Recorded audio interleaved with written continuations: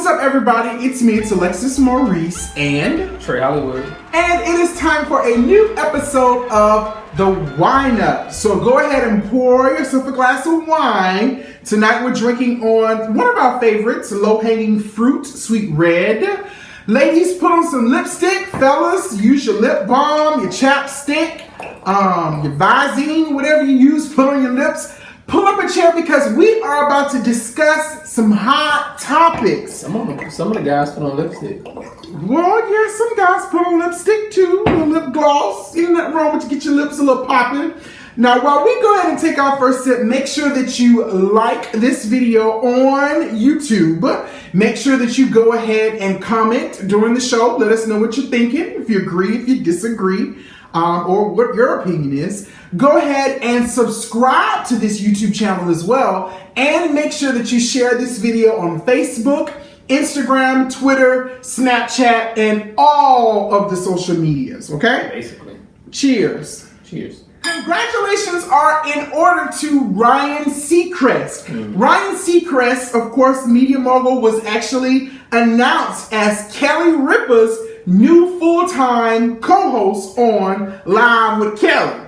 Now, if you guys remember, I think it was last year, if I'm not mistaken, it was Live with Kelly and Michael. But Michael Strahan was like, bitch, I'm out, deuces. Yep. He got a better deal over at Good Morning America. So he jumped ship. And since then, KellyRipa has been without a host.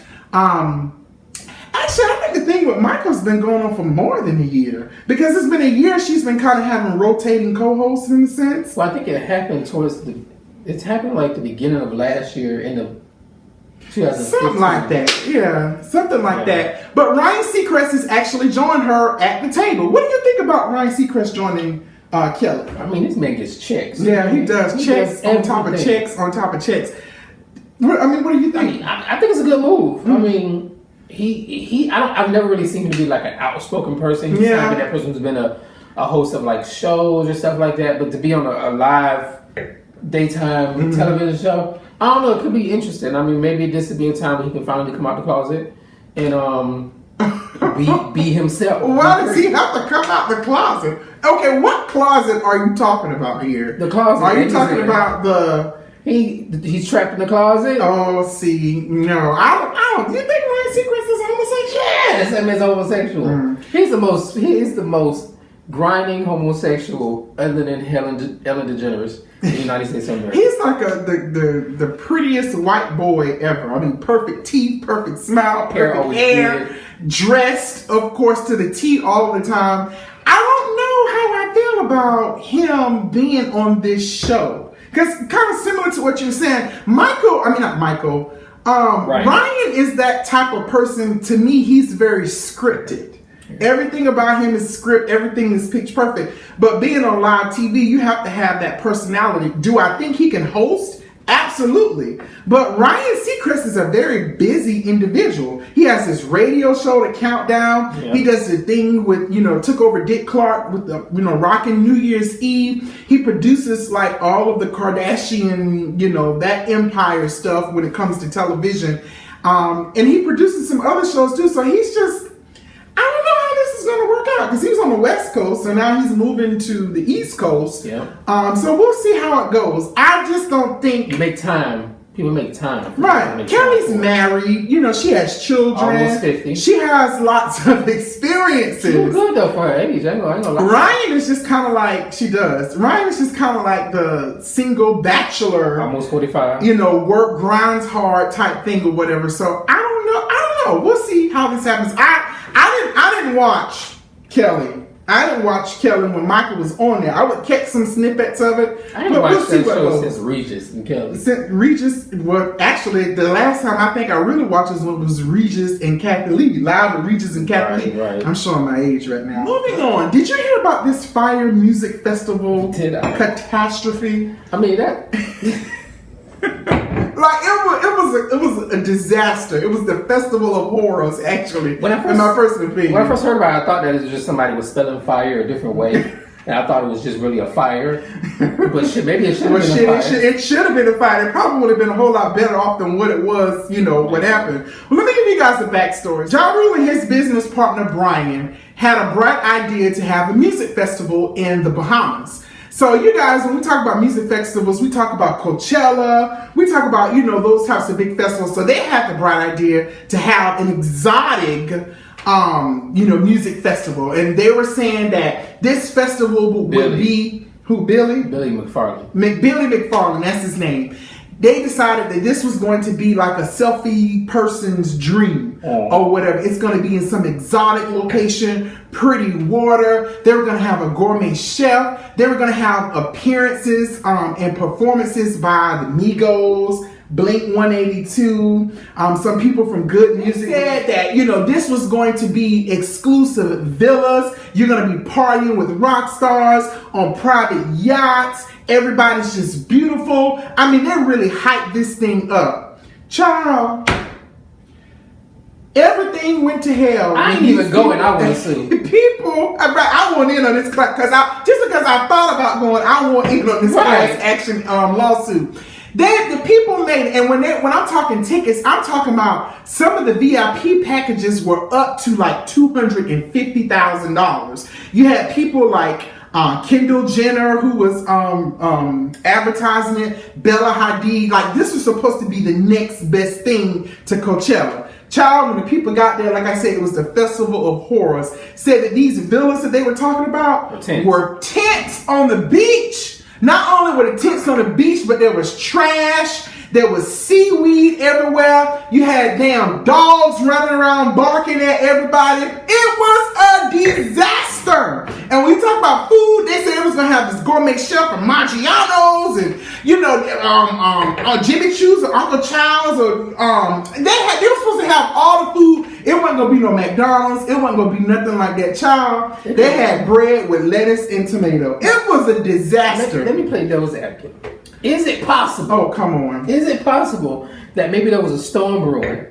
No. Stuff was happening. No. Stuff came too quick. There was no storm. And it just, the plan, it just didn't come, it didn't come together. Everything just didn't come together, which is true. But you knew stuff wasn't coming together before people started riding to the island. Who in the hell was packing them dinners? No, those are gourmet dinners, okay? Who said that? Those were gourmet dinners. My God. It was the pictures that people were coming up was a disaster. Ja Rule has apologized along with his business partner. It sounded like a scheme to me. All of this sounded like a scheme that Joanne has set up and took all these people money. The headliners, they all started pulling out, canceling it. It was just a complete disaster. Now, they have since found all the people who felt gooped out of this whole situation has now found, I think, $100 million lawsuit against Ja Rule. Ja Rule says he apologized. He definitely will be giving the money back, to all of the people who did pay. But, I mean, just imagine if you've been planning to go to some festival like that. Talking about it at work. Right, you've been talking about it at work. You got people watching your kids and your dog. Exactly. You done took off work. You done paid all of this money thinking that you was going to be, cute in your bikini and stuff. Use your PTO. And this happens. Like, that's terrible. I ain't even going. I won't part of this lawsuit. I want in on it just for the emotional distress of us sitting here having to report this story to y'all because this is making me angry and making me upset about the situation. Ja Rule, what's your motherfucking name? He said he didn't even know how it all went left. I blame all the people, all your people, and I blame all the Billies or Bobs or whatever the hell his name's people or whatever for messing up these people's vacation. That's crazy. So moving along to ArethaFranklin so excited about and DionneWarwick. I'm not excited about the story, but the story is funny as hell to me because classic Aretha with her shady self. There is no woman, in my personal opinion, shadier than ArethaFranklin. If Aretha don't F with you, she's gonna let you know that she don't F with you. Not only is she gonna tell you to your face, or if you try to reach out to her, she gonna move out the way, one of them Troy Aikman type moves or whatever, but she's gonna fax the Associated Press and send them a telegram and let them know how much She don't fuck with you. Let me tell you about Aretha Franklin. So what had happened was, last week at the Tribeca Film Festival in New York City, right. Aretha Franklin was there. I think there was a movie or some type of documentary about Clive Davis.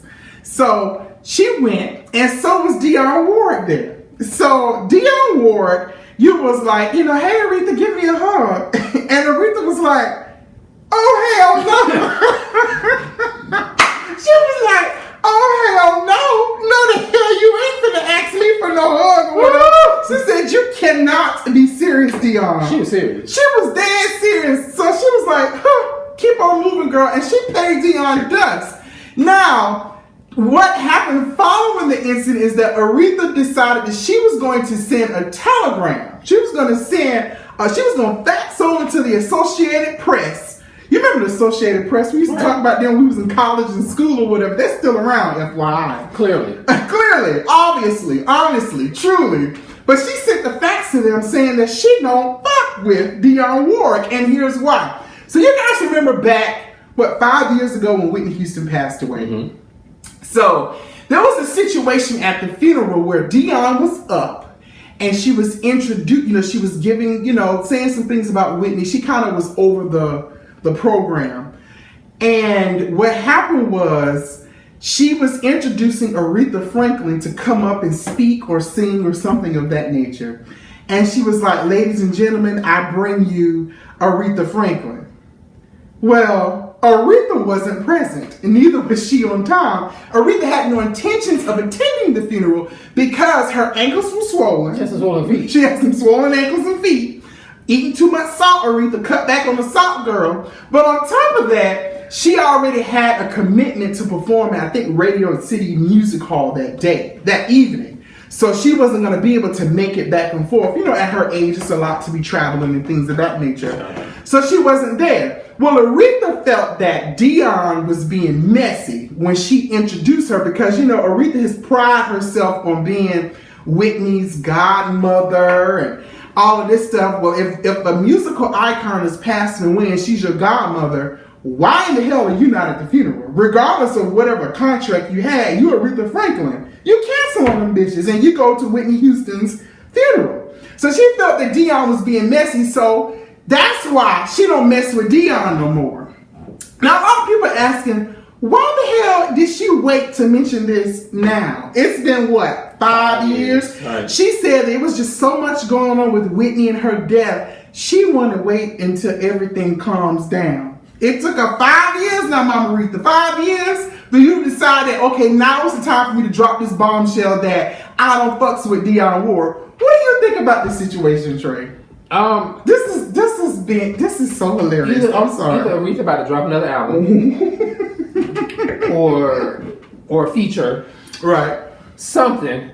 She about to do a Broadway or something like that. Right? Who waits that long? Well, you are Aretha, so you do what you want. She said with the whole New Edition movie and Bobby Brown, and they was trying to figure out what was going on with Bobby Christina. She said that she wanted to wait, but now it's the time. And I'm here to serve you notice, DionneWarwick, that I do not like you. I don't fuck with you. You like Dionne? Yeah, I'm like, you are my friend. I love DionneWarwick. Or what? I love Aretha Franklin too. I just love to see old people kind of go at it, and because there's nothing like two old women shaving each other in the church. Some of my family members, I just love to see two old women going back. But what do you think about this situation? I really don't think much of it because I feel like this is because this shit's been going on for a while. Even with the little parody that they had with the Gots to be real. Yeah. Can somebody endorse them? Right, exactly. Whatever. I think that it's humorous. It's funny, but Aretha, you really waited too long, girl. Hot girl. You drinking wine. Pass out. Jesus. Go ahead. I'm having fat boy problems right now. Oh gosh, I'm having a fat attack at this particular. Oh Lord. Glory. Oh God. You know how women go through menopause and they have heat flashes. I'm having a fat attack right now.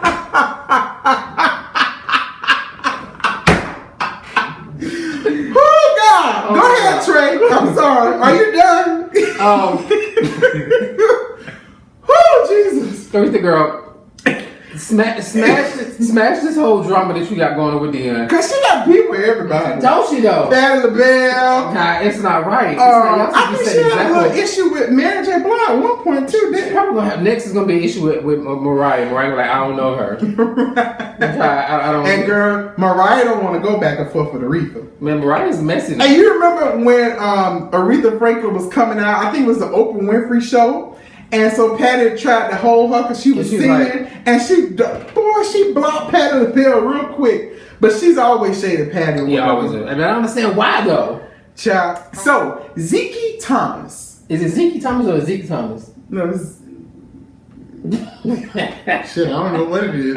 Ezekiel said it's all with but ZekeThomas, son of Isaiah Thomas. Yes. And Isaiah played basketball. He's part owner of the WNBA.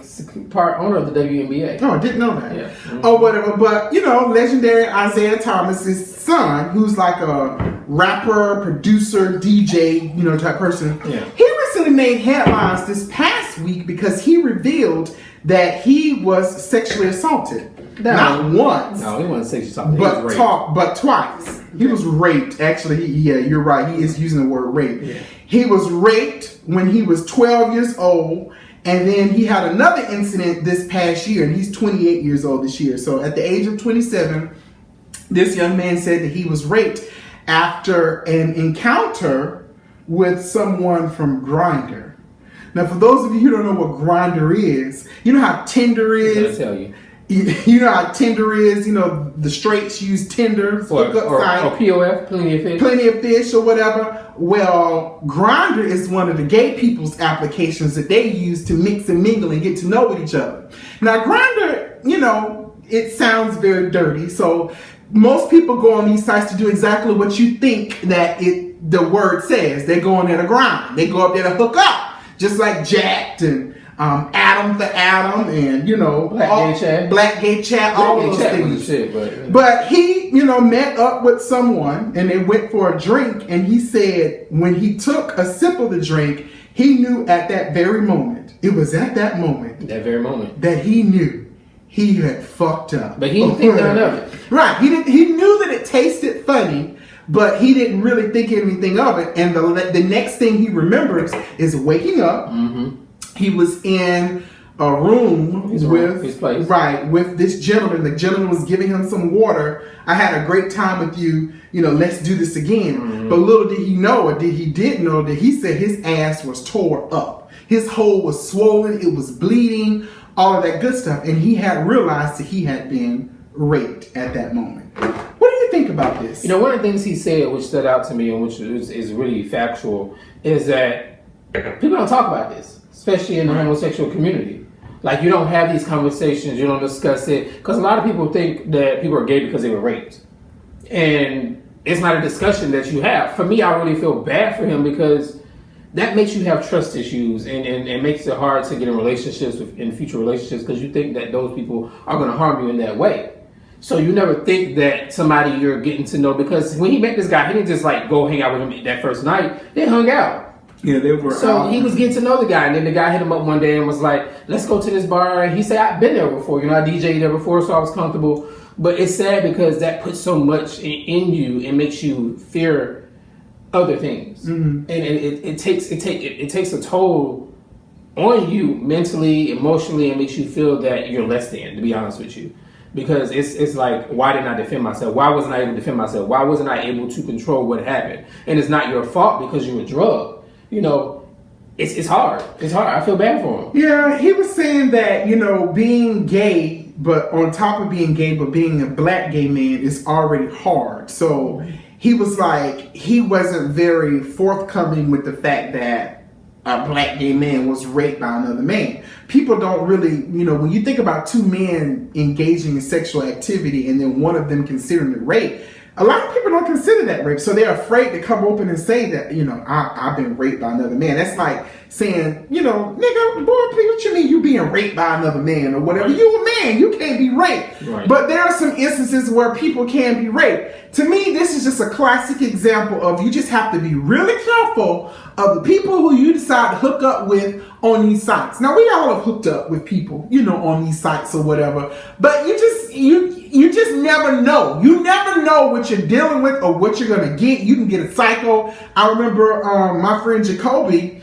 two of his friends came to Atlanta for Black Gay Pride. And they went to hook up. They were from Charlotte. You remember this story? Mm-hmm. They went to hook up with, someone at the hotel, and the guys murdered them both or whatever. They thought that, girl, we about to get some dick or whatever. And, they went and did their little fleeting and all kind of stuff like that. And then when they get to the hotel room, little did they know their life was taken away from them. Mm-hmm. But, that happened to the guy I went to high school with. Yeah. He hooked up with somebody at the club. Went back to, I think the guy was from out of town. Went back to the hotel where the guy was staying at from out of town, and the guy killed him. Yeah, so it's you just have to be careful of what you do with these people with these sites. I know we all get horny, and sometimes we want to get that nut, or we want to, whatever the case may be. But you guys, just be a little bit more careful, because I will admit, I'm being a little ratchet right now. When I first heard the story, I was kind of like, bitch, what you mean you got raped? It was just a hookup gone wrong. See? But, when he started talking about, the drugs and how he was drugged and then, his asshole was on fire, that type of thing or whatever. I hate that for him. He didn't say his ass is on fire. He said it was it was ripped. It was tore up, yeah. It was tore up. But his ass was on fire. It was bleeding. What you mean? And what the hell did the boy stick up his butt? His penis. You sure? Yeah. You sure he had a knife or something he stuck up in there? He had a big black... We don't know that. Well, we do not know what that man's genital area, his male endowment, and how big his penis is. But he must have either been really, really tight, or... It's possible. He just had a really, really big dick. Or either he just went really, really crazy in it. Yeah. Or whether maybe they just had some wild and crazy sex. He don't know he was drugged. He said he's not going to press charges, but he just wanted to bring awareness to the situation. Girl, bye. Y'all got to be careful. Now you want to tell this story or whatever. What are you really looking for, sir? He wanted to be able to share his story so that other people can be able to watch themselves in situations like this. This is a hookup going on. Use Grindr carefully. Use Grindr carefully. Don't go to these situations. Don't allow somebody to buy you a drink and hand you the drink. You buy your own drink and let your friends know where you're at. I mean, you ain't got to buy your own drink. Ain't nothing wrong with someone buying you a drink. But you need to be there. You need to be there with them when they buy it. As soon as the bartender get, girl, you snatch that thing right on up. And don't leave it just open. Anybody can do put a little power. One thing I'm very big on when I first start talking to somebody or going somewhere, I'll text a friend, let them know, look, this is where I'm about to be. I'm at this address.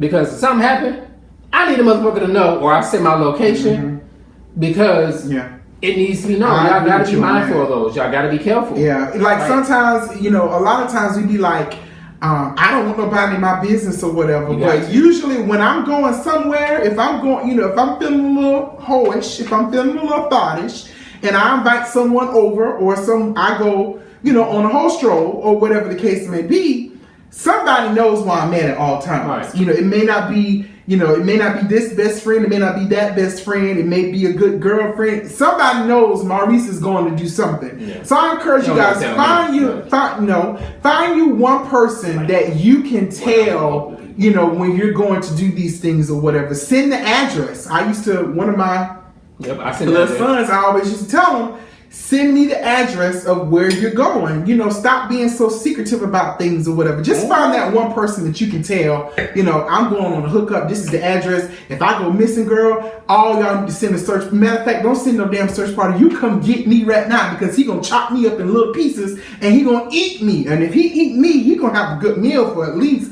a good 2 months or something like that, or whatever. No, that's gonna be like a little 6 months. Bitch, you tried it. But we want to thank you guys so much for watching this episode of The Wine Up, and we will see you guys next episode. Bye.